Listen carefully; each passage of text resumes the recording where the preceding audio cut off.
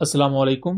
Welcome to एमरात। दोस्तों, Indian air force ने एक रिकमेंडेशन पास की है अपनी मिनिस्ट्री ऑफ डिफेंस को, और इसमें उन्होंने ये कहा है कि उन्हें अर्जेंटली चाहिए 114 राफेल एयरक्राफ्ट। अब ये जो 114 राफेल एयरक्राफ्ट वो ले रहे हैं, ये क्या पाकिस्तान के लिए खतरे की चीज है या ये पाकिस्तान के लिए एक उल्टा ब्लेसिंग है? क्योंकि Pakistan already Rafale aircraft multiple shot down कर चुका है। पाकिस्तान को पता है कि ये किस तरह एक्ट करते हैं एक कॉम्बैट सिनेरियो में। पाकिस्तान के कई इत्तेहादी कंट्रीज के पास भी राफेल है, तो पाकिस्तान ने उनके साथ भी एक्सरसाइजेस की हुई है। जबकि दूसरी तरफ इंडिया का आर्गुमेंट ये है, ये इंडियन एयरफोर्स का, कि उनके चूंकि तेजस एयरक्राफ्ट इस वक्त नहीं बन पा रहे, हिंदुस्तान एरोनॉटिकल लिमिटेड HAL की परफॉर्मेंस से वो बिल्कुल भी खुश नहीं है। सो इस वजह से वो कह रहे हैं कि बाहर से फाइटर जेट खरीद लें, क्योंकि इंडियन एयरफोर्स की स्क्वाड्रन स्ट्रेंथ इतनी कम हो चुकी है कि पाकिस्तान और चाइना से टू फ्रंट वॉर तो लड़ना दूर की बात, वो पाकिस्तान से भी कम्पीट करने के काबिल नहीं है। और जिस तरह उन्हें पाकिस्तान के खिलाफ शिकस्त हुई है, यही वो वजह है कि बहुत सी वेस्टर्न कंट्रीज भी अब इंडिया से अपने हाथ खींच रही हैं, क्योंकि वो तो इंडिया को चाइना के मुकाबले में तैयार कर रहे थे, और वो इंडिया पाकिस्तान को भी संभाल नहीं पाया, बल्कि उल्टा अपना नुकसान करवा बैठा। इसी कॉन्टेक्स्ट में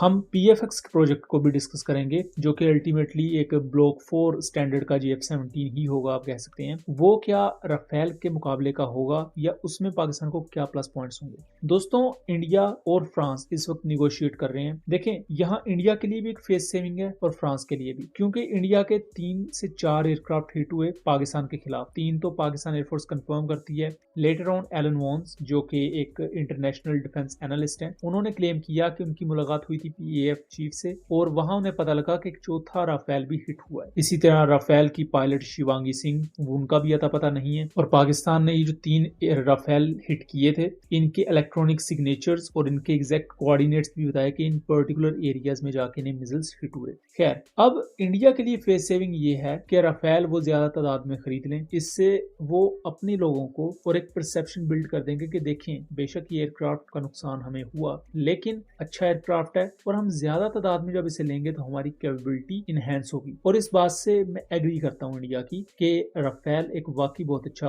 और पोटेंट एयरक्राफ्ट है। एक ऐसा सिस्टम है जो कि आपको बहुत ज्यादा एज प्रोवाइड कर सकता है अगर आप उसे सही तरीके से इस्तेमाल करेंगे तो। दूसरी तरफ ये फ्रांस के लिए भी एक फेस सेविंग है, क्योंकि डिसॉल्ट एविएशन जो राफेल को बनाती है, उसके शेयर्स बहुत ज्यादा गिर गए। दूसरा, उसका कंपटीशन भी है इस वक्त US के एयरक्राफ्ट के साथ, फिर यूरोफाइटर टाइफून यानी कि ब्रिटेन, इटली के साथ, देन चाइना और रशिया की कंपनीज के साथ, तो वहां उस पर बहुत नेगेटिव इंपैक्ट पड़ा है। तो अगर उनसे इंडिया बड़ी तादाद में राफेल खरीद लेता है, जिसमें ओबियसली फर्दर TOT भी इनको मिल जाएगी, तो फ्रांस के लिए भी एक फेस सेविंग है कि देखें, बेशक राफेल गिरे हैं, लेकिन उन्होंने बॉम्बिंग मिशन भी अपना परफॉर्म किया है। सो उन्होंने कहीं ना कहीं अपने ऑब्जेक्टिव्स अचीव किए। तो यहाँ दोनों कंट्रीज का फायदा हो रहा है बिजनेस टू बिजनेस डोमेन में। यहाँ चीज ये है कि ये जो 114 एयरक्राफ्ट हैं, ये बहुत ज्यादा ओवर प्राइस इंडिया को मिल रहे हैं, यानी कि इनकी टोटल कीमत होगी 22 से 23 बिलियन डॉलर्स, यानी कि पाकिस्तान की पूरी मिलिट्री का एक साल का बजट 10 बिलियन डॉलर के राउंड होता है, 9 बिलियन से 10 बिलियन डॉलर के राउंड।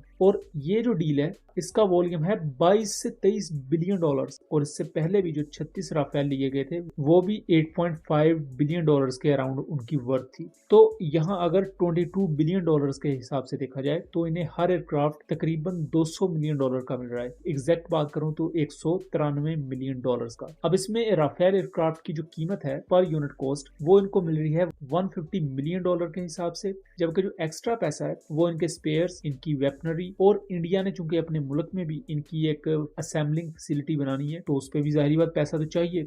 और ये पॉसिबिलिटी भी एग्जिस्ट करती है कि इस पूरी डील की वर्थ 22 बिलियन डॉलर से भी ज्यादा बढ़ जाए। लेकिन क्वेश्चन ये है कि 2028-29 में जाके इन्हें डिलीवरीज स्टार्ट होंगी, और 2034 या 35 में इंडिया खुद से इनको TOT के तहत बनाने के काबिल होगा। ये वो वक्त होगा जब पाकिस्तान के पास हो सकता है कान एयरक्राफ्ट भी आ चुका हो, PFX भी ऑपरेशनल हो चुका हो, या PFX अपनी फाइनल टेस्टिंग फेजेस में हो। तब इंडिया 4.5 जनरेशन एयरक्राफ्ट को बनाएगा, जिसको पाकिस्तान ऑलरेडी 2025 में मई के महीने में शॉट डाउन कर चुका है। और राफेल का स्पेक्ट्रा सिस्टम भी बहुत ज्यादा एक्सपोज हुआ, क्योंकि राफेल के स्पेक्ट्रा सिस्टम में जो ज्यादा इनपुट थी वो रशियन मिसाइल्स को लेकर थी। और यहाँ ये भी पॉसिबिलिटी है कि स्पेक्ट्रा एक कन्वेंशनल वॉरफेयर में इलेक्ट्रॉनिक सपोर्ट प्रोवाइड कर रहा था, लेकिन जब पाकिस्तान ने मल्टी डोमेन ऑपरेशंस किए, जिन्हें हम किल चेन प्रोसेस कहते हैं या नए टैक्टिक्स को यूज किया तो वहां स्पेक्ट्रा फेल हो गया। इसी तरह फ्यूचर में आपको पता है कि टेक्नोलॉजी इवॉल्व करती है, टैक्टिक्स इवॉल्व करती हैं, तो पाकिस्तान फ्यूचर में नई टैक्टिक्स लेकर आएगा तो तब स्पेक्ट्रा उसे पिक कर पाएगा, स्पेक्ट्रा किस तरह उसके मुकाबले में परफॉर्म करेगा, ये वो तमाम चीजें हैं जिसको अभी हम आंसर नहीं कर सकते। लेकिन यहाँ ये चीजें सवालात तो खड़े करती हैं राफेल की परफॉर्मेंस पर।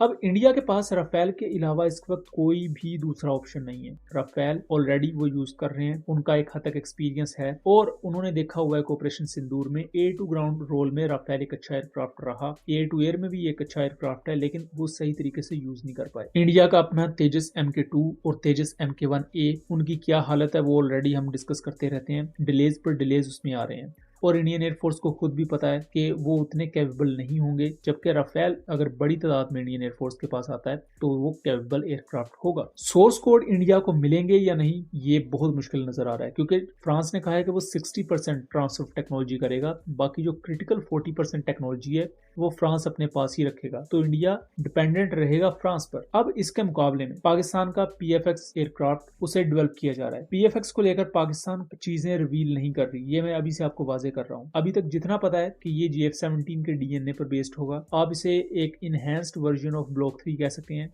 इसमें एक पहले से ज्यादा पावरफुल इंजन लगा होगा। आप ये समझ लें कि ये एक मीडियम वेट कैटेगरी का GF-17 हो सकता है, जो कि ज्यादा BVR मिसाइल कैरी कर सकेगा। अभी तो PL-15 कैरी कर रहे हैं, फ्यूचर में PL-16, PL-17 जैसे BVR मिसाइल्स, हाइपरसोनिक मिसाइल्स को ये डिप्लॉय करने के काबिल होगा। और अगर ये मीडियम वेट कैटेगरी का एयरक्राफ्ट है तो J-10C का ही WS-10B इंजन इनमें यूज किया जा सकता है, और WS-10B F-16 में यूज होने वाले Pratt & Whitney के इंजन से ज्यादा थ्रस्ट प्रोवाइड करते हैं, तो एक रोबस्ट इंजन है और उसकी परफॉर्मेंस अभी तक हम देख चुके हैं चाइनीज और पाकिस्तानी J-10Cs में एक्सेप्शनल है। तो PFX पर पाकिस्तान को पैरेलल काम करना होगा और अभी उस पर बहुत तेजी से काम हो रहा है, और इस पर वक्त के साथ साथ आपको इंडिया की तरह अपडेट्स तो शायद ना मिले, इस पर स्पेकुलेशंस आपको मिलेंगी कि इसमें ये होगा एटसेट्रा एटसेट्रा। बट जब ये एयरक्राफ्ट बनेगा तो एकदम से पाकिस्तान एयरफोर्स की तरफ से इसे रिलीज कर दिया जाएगा। अभी तो सिर्फ इसका एक कॉन्सेप्ट पाकिस्तान की तरफ से रिलीज किया जाता है मुख्तलिफ PR वीडियोस में, और वो सिर्फ एक आइडिया होता है कि एक नेक्स्ट जनरेशन 4.5++ जनरेशन का एयरक्राफ्ट जिसकी एवियोनिक्स, जिसका एक्टिव इलेक्ट्रॉनिकली स्कैन्ड अरे रडार, इलेक्ट्रॉनिक वॉरफेयर सिस्टम एक 5th जनरेशन एयरक्राफ्ट में यूज होने वाले सिस्टम से ड्राइव किया जाएगा, इनहेंस होगा, और तब तक की जो लेटेस्ट टेक अवेलेबल होंगी पाकिस्तान को अपने इत्तेहादी कंट्री से, उनको ज्वाइंटली डेवलप किया जाएगा और इसमें लगाया जाएगा। दूसरा, रिसेंटली पाकिस्तान गैलियम नाइट्राइड और गैलियम आर्सेनाइड बेस्ड आइसा रेडार्स भी रिसेंट डेवलप कर चुका है, जो कि ग्राउंड बेस्ड रेडार्स हैं।